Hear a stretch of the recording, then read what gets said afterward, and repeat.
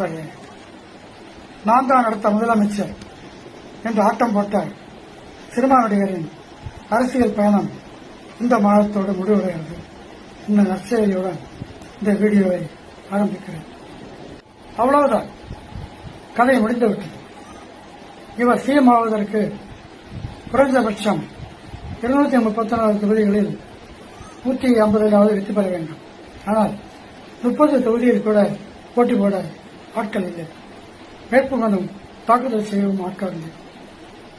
இந்த கசப்பான உண்மை இவருக்கு இப்போதுதான் தெரிகிறது. மொத்தத்தில் போனால் ஆள் இல்லாத, தொண்டர்கள் இல்லாத ஒரு வெட்டி கழகம் தான் தற்கொலைகள் வெட்டி கழகம். எப்போது த்ரிஷாவை கூட்டிக் கொண்டு அந்த திருமணத்துக்கு போனாயோ அப்போதே நீ எவ்வளவு வக்கர புத்தி படைத்தவன் என்று உலகுக்கு தெரிந்துவிட்டது. பாதி பேர் அப்போதே விலகிவிட்டார்கள்.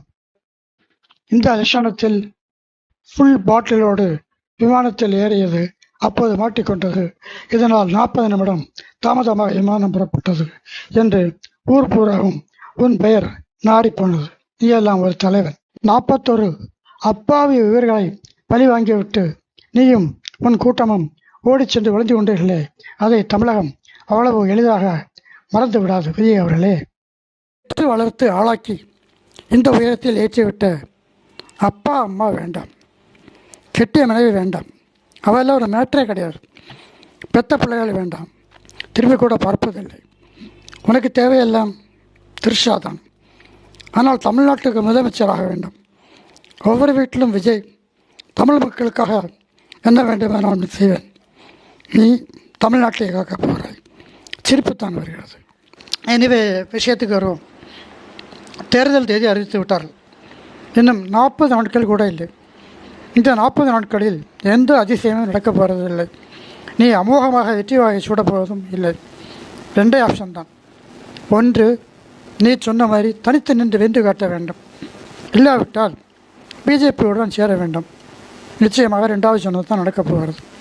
எப்படி பார்த்தாலும் உனக்கு 30 தொகுதிகள் தான் அதிகபட்சம்.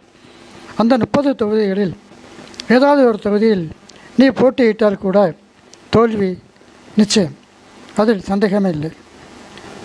என்னுடைய கணிப்பில் விஜய் நிச்சயமாக இந்த தேர்தலில் போட்டியிட்டு இன்னொரு அவமானத்தை தேடிக்கொள்ள மாட்டார்.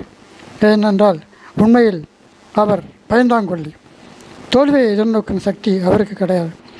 ஒருவேளை பிசி ஆனந்தையோ ஆதவர்ஜினையோ ஏதாவது ஒரு தொகுதியில் நிற்க விட்டு அவர் ஒரு வெள்ளோட்டம் பார்க்கலாம். எப்படியோ இந்த தேர்தலில் விஜய் காணாமல் போவார் என்பது உறுதி. அதன் பிறகு சினிமாவில் நடிக்கப் போகலாம். சினிமாவிலும் இவருக்கு பழையபடி வரவேற்பு இருக்காது. காரணம், திரையுலகம் ஓரளவு மாறிவிட்டது. இவரது பழைய படங்களே இப்போது ஓடுவதில்லை. கடைசியாக அவர் நடித்த படங்களும் தோல்வி. இனிமேல் புதிதாக நடித்தவர் வந்து கிழிக்கப் போவதும் இல்லை. காலங்கள் மாறிவிட்டன.